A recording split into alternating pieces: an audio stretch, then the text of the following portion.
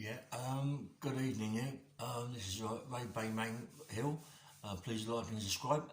I done a podcast the other day, yeah, and some people have commented on it, and I'd like to give my utmost respects and rest in peace to a guy called Michael Price, yeah. Michael Price from Wales. Listen, let me say about Michael Price. Well, Michael Price was in my YP, and he was about 3 cells from me, a little Welsh geezer. Strong, mate. He was as strong as they come. He was about 5'7", 5'6", 5'7". His brother was a professional fighter. Malcolm was master with his fist. Was really, really good with his respect. We got in. Me and him got together. We got white powers. Really got white powers. And we used to play football most mornings between skins one way, vest the other way. It means it's freezing cold. You're wearing vests or skins. Skins is nothing. Vest is just a vest, yeah? And once you finish the football, you go around the back in the swimming pool, break the ice, little bits of thin ice, and dive in the pool and swim at the other end, get up, go and get a shower, you know what I mean? But any time, me and Michael Price, right, every time we'd have a fight on the pitch, not me, he would fight with someone on the pitch, he'd be knocking them out left, right and centre, I'd be enjoying it, I'd get involved, I'd be knocking people out, but he could fight, mate. And I just said that someone just told me that on the comments he was an excellent prize fighter, and you know, I'm gutted. I'm gutted after all this time. I've just found him, and he was in my book, Street Fighters by Julian Davis. He was in that book, and I never even knew. Never crazy. You know, I always thought he was Michael Police. His mate was Michael Price, yeah, and a proper guy. And this guy could bang. He was in the powerlifting team with us, yeah. His legs were thick, and this guy could squat. I've seen him squat 5 plates each side for reps of 2s and 3s. Fantastic. Young kids, well, 18, 19-year-old kids, you know what I mean, that lifted these sort of weights. As me, I was benching 795 pounds. Deadlifting, 795 pound deadlifting. My bench was about 160 bench. I was not all that good at squatting, 420 pounds. I wasn't all that good, mate, but I was, you know, I was there. So, you know, Michael was there. There was a couple of Welsh guys, another Welsh guy, I forget his name, but very powerful, short, fat, bit stocky, could squat, mate, and he could bench unbelievable weights. And one day, me, Michael, and this guy, I forget his name now, it comes to me, Gary something like his name, Gary, and it comes to me, somebody will be watching this, might even know him, yeah? Short, thick fella. Mate, we see him, right, in the wing, on our wing, F&G wing, lifers, and first time being in a prison as such, but I've done Borstal, but they didn't really bring that into it and let me get into the first timers, which I was very lucky. And I see this geezer, mate, have a row. Jesus Christ. This guy was about, 19, 20 stone, short, thick fella, could really march on. I see him knock 2 guys out, mate, and bash him up bad. And he was wicked with it, you know what I mean? I'm seeing wicked, I see him bite off the guy's ear off. He was really wicked. I mean, he wouldn't give in. You had to pull him off, you know what I mean? He was one of them guys that didn't want to end it. That way, he wouldn't end it his way, you know? Really fucking, like, steam into him, really hurt him, you know? He could really have a fight. And Michael, I've seen Michael Price fight, mate, and he was knocking him out like it's going out of fashion. I've got big, utmost respect for Michael. To find out he died is made me feel sick, and to find out even worse that he was in my book, and I never even see it, like an idiot, you know what I mean? And, you know, he was short, fat, stocky, not fat, well built, short, stocky, well built, could really have it, mate, could really march on. He told me, as I said, he told me brothers were a good pro, and how I never met him outside, I don't know, but right nice fella, and I just like to, you know, hold my regards to him, mate. He was a great guy, and he was one of the ones with me in Aylesbury. We worked in a metal shop, doing cables, smashing up the lead, and getting the strips of copper cable and smashing up the big hammers. No stripping machines in them days. It was all done by hammer and bolster. Smashing the lead, opening up, getting the 3 or 4 copper things out, smashing out, get the paper, rubbing your hands down there, near cutting your hands to pieces sometimes. And there was a guy in there called Dave Stone, lifer, a nice geezer, Dave, doing HMP, because in prison, HMP was a young offender's sentence, like a life sentence, yeah? So he was doing HMP, and he was the forklift driver, unloading the lorries, loading the lorries up. And one day we've caused murders in there, in the shop, yeah? Absolute murders in the shops. And we took all these things out of the shop, we put it in a way that the lorry had to go the opposite way to what it usually comes in, yeah? So no one could really see the wall, yeah? So we've done it in a way for Dave to fuck off. Dave Strong, he was not guilty of that offence, you know? You could tell the way he talked, the way he cried about it, he was not guilty, and he was a forklift driver. He's doing HMP, so what did he do? He started unloading it, all of a sudden we had murders in the shop, and a big fucking fight, and sort of screws come from everywhere, and we having murders in the shop. Dave's on the forklift, what's he do? Goes to the wall, puts the forks up, jumps up, bump over the wall. I mean, he escaped for about, I don't know, 20 years, 25 years, and he was running the club. I don't forget where it was, Southampton, that way, running the club in there, and hit someone on the chin. He was a nicey guy, Dave, but he in no way did he murder the person I said he did. He hit the geezer in the chin, the geezer went over, banged his head, and it killed him. I mean, come on, he's on the run, you know what I mean? And they killed him, and they got hold of him and put him in there, took his fingerprints, and realised it was Dave Strong. Dave who had it away from Housley Prison all him 25 years ago. Do you know what I mean? I couldn't believe it, mate. I couldn't believe it, Dave. Hopefully you're out now, mate. You're watching this podcast, but I don't doubt if you are. I'm gutted for you, mate. To be Dave Strong, nice guy. Blonde fella, nice guy, mate. I mean, anyway, I was gutted about that, you know what I mean? And then, obviously, I had a fight with this big black guy, massive guy, this guy. I mean, I'm not saying it just because he was big, he was fucking big. And he was on the other side of the wing, the main side. We was this side. And every now and again we used to go over from F&G wing, pick a little team up, go over to that side and play murder ball, yeah?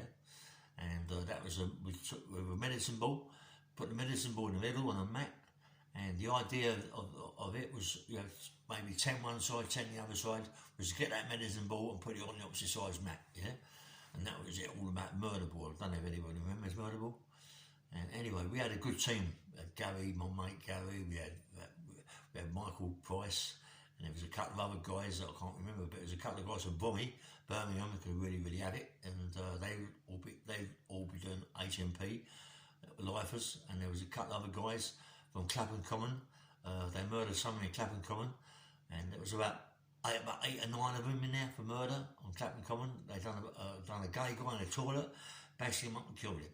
But he deserved it, mate. He was playing around with the kids and all that game, but they got HMP. In them days, the judges were bad judges, and they just give you bird, mate, for whatever, yeah? Anyway, and we got took over to F&G wing, and not the F&G wing, sorry, the main wing from F&G wing. We got over there, and we was put in there with the best team they got over there, which obviously, so they had a good team because over that side they had about 400 cons. This side we had about 200, so we had to pick them out, and we had a strong team. Most of the ones we had was in the powerlifting team. You know, there was 4 of us in the powerlifting team, you know what I mean? So all the others over there was powerlifting teams, but were standbys, yeah?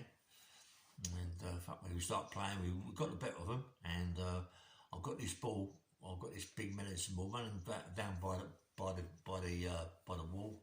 Crash, this black guy comes over, crash. He hits me on the chin, yeah, knocks me over. I thought, hold up, mate, alright, fair enough.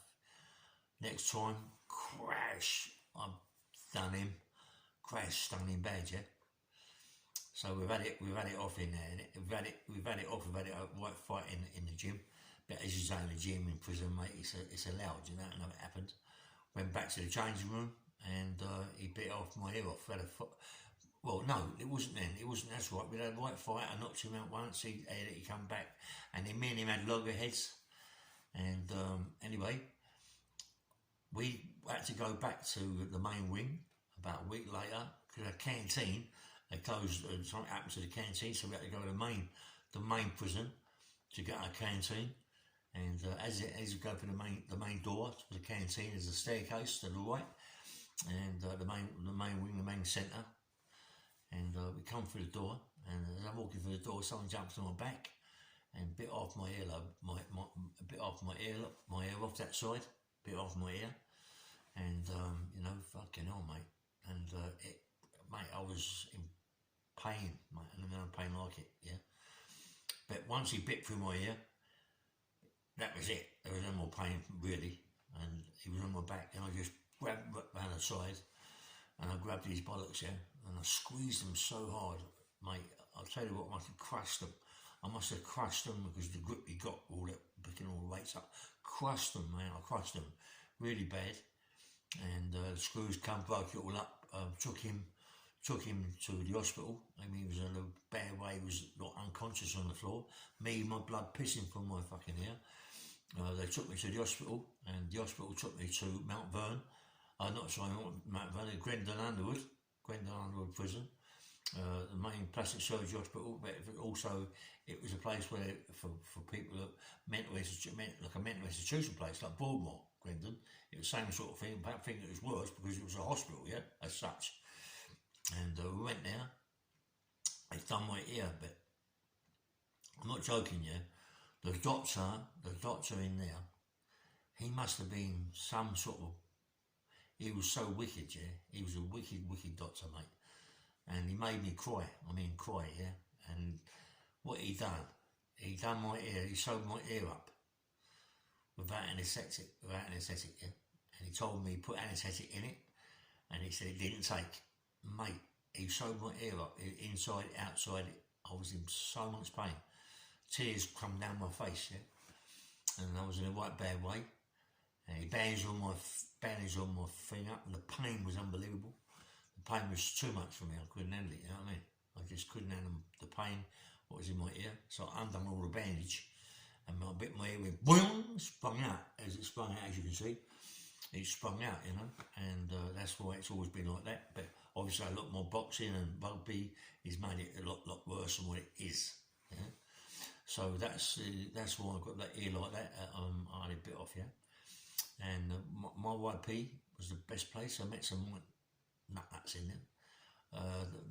One of the maddest people I've ever met in there was a guy called Alan Pounty. Alan Pounty, I've told you before on my podcast, but Alan Pounty was absolute lunatic. He was doing burglaries, and his dad used to lift him up, put him through a window, and he was only tiny, put him through the window, come out, open the door, and let his dad in. And this time his dad put him through a thing. He dropped down to the floor. There was an old woman. He's hit across the head of the old woman. He's killed her. The old man's gone through, wrecked the gaff, took everything out of the gaff, but left their prints everywhere. They both got nicked. Alan apparently got a YP, a life YP. The old man got, I don't know what the old man got, but Alan got a YP life, yeah.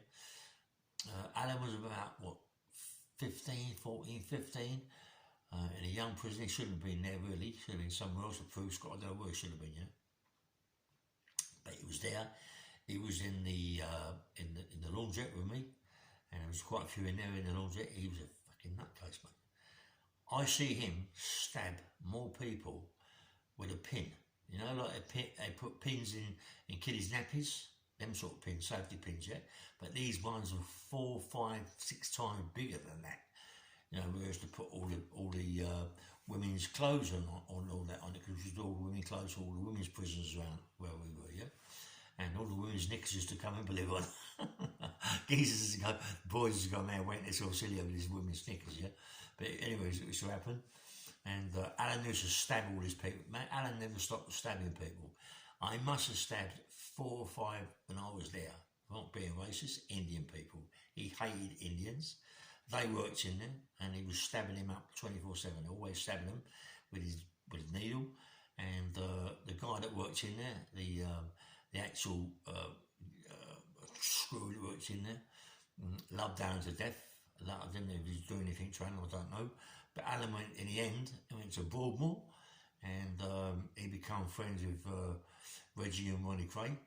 and he had, well, mate, they were sexually abusing him. Like, was going out of fashion. They was doing all sorts of things at Alan Powney. I think after that he went to I'm not quite sure who he went to after that, but he went to high security prison. I have talked to someone the other day, my mate Sid. I'm going to do a podcast with Sid. Sid's well known, mate. He's well known, and he said he remembers Alan Powney, and and he's Lay Hill, not like anyway. Forget. I think it's like Lay Hill. Anyway, forget where the prison was, and he remembers him, and he said he was a nutcase, and he had more pictures of Ronnie Reggie in his cell than any other person you could ever mention. I mean, today them pictures are worth a fortune. Alan Powney, if you're watching this, mate, how you going, mucker? He come from Birmingham that way, and a complete nutcase, mate, nutcase. And he had, they reckon, about 30 pictures, what the crazy give him, pictures, letters, drawings, and all sorts of phrases and all that sorts of things. And Alan, when I see Alan later on in my bird. I see him in the scrubs, and he was in D-Wing, and I see Alan was always smart little boy, you know what I mean? He was a kid then, he was a man when I see him again, but he was always very smart. He had all his shoes were spit and polished, and he had creases down his trousers, and his shirts were all really done proper, you know what I mean? All his starched up collars, starched up cuffs, all starched, the whole shirt, tie, always wore a tie, you know, and he looked always crisp, always looked smart, jacket all pressed up, you know, and looked smart all the time. And I see him, when he see me, he come over, he cried, but he looked more or less cried. He hadn't put his hands on my neck and like cried like a kid. Do you know what I mean? And sort of like, because you can understand why. I mean, them two got hold of him, mate, they muddled him, you know what I mean? And he was with them for about, I don't know, 6, 7, 8 years. And they mushed him up, mate. They made it, they just completely ruined him, you know what I mean? And he cried. He cried like a baby on my shoulders. And, I was gutted, mate. I was really, really gutted for him. I ain't long left, so, I sent him a few pennies when I got out, you know. But he's a nice fella, Alan. If you watch Alan Powney, all the best, mucker. You know, I like Alan. Anyway, and when I was at Chelmsford Prison, in Aylesbury, I met some really, really nice. I told you about it. There's a guy in there called what was his name? Pardo, and he used to. It's a tell him. They tried to kill him in the end. I don't know what happened to him, but I know he got shipped out of Aylesbury. The screws looked after him like babies. I think he was sucking all the screws off, you know what I mean? But Pardo, his name was, and he got done for cutting young girls' breasts off and making tobacco pouches out of them. Do you know what I mean? How fucking sick's that? I think he was doing about 4 lives.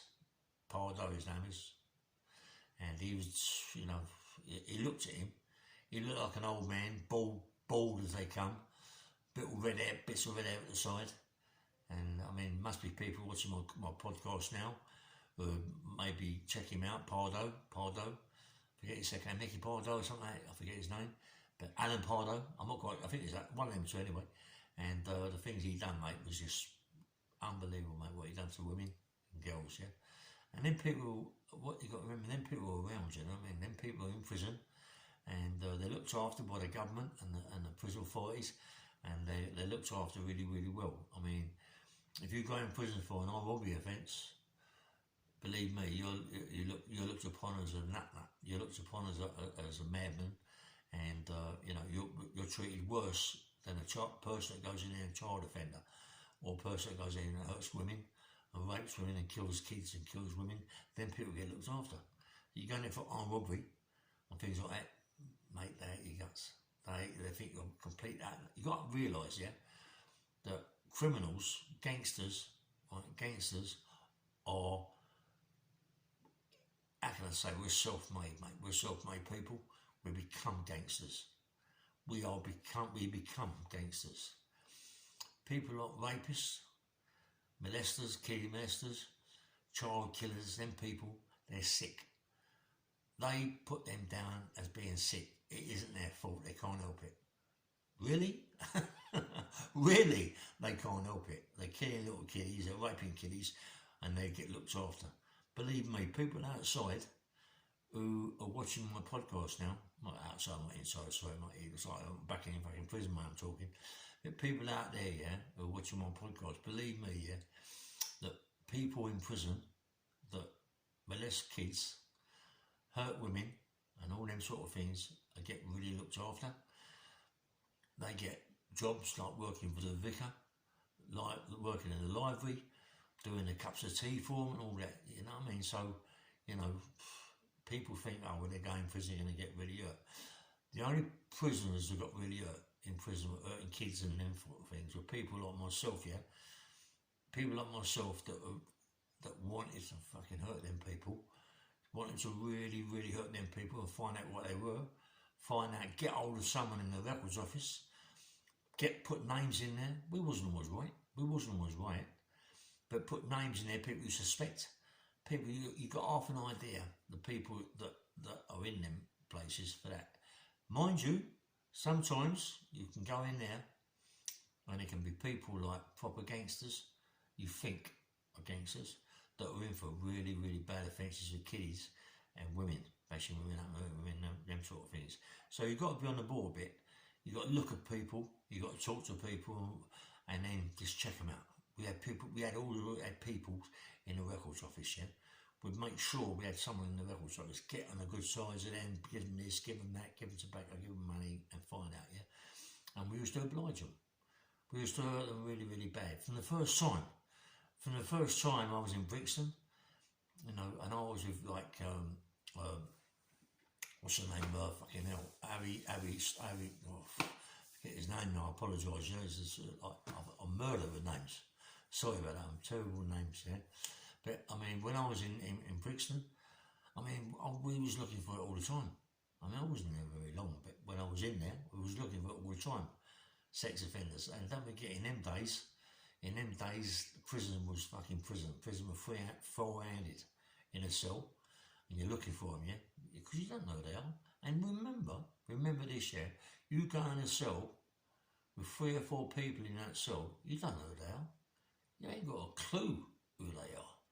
And you've got to sleep with them in that room. They might be schizophrenic psychopaths, and you've got to sleep in there. They don't tell you who they are, screws. You don't know. I remember they put me in a cell, in the scrubs. I was a late one, it was late. We just come from Lambeth Walk, where all the buses go in there and get transferred. We got out there late. We got in the scrubs about 1:30 in the morning, really late, and they put me in this cell. Just chucked me in the cell, and this guy was as gay as they come.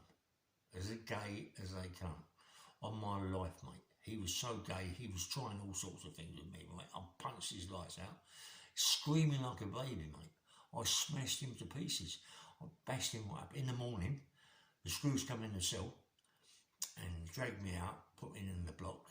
I fucking looked after him, you know what I mean? And I told the guy, listen, he tried to fucking get hold of me, mate. I ain't having that. He's gay. Fucking homosexual. What is he in for? What was he in for? He was in for little kiddies. He was in for molesting children.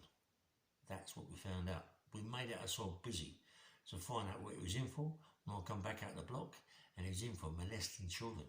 He got smashed to pieces. He got stabbed about 6 or 7 times with a toothbrush, sharpened up toothbrush. They stabbed him about 6 or 7 times. I wasn't involved in stabbing. I don't stab people, that ain't my game.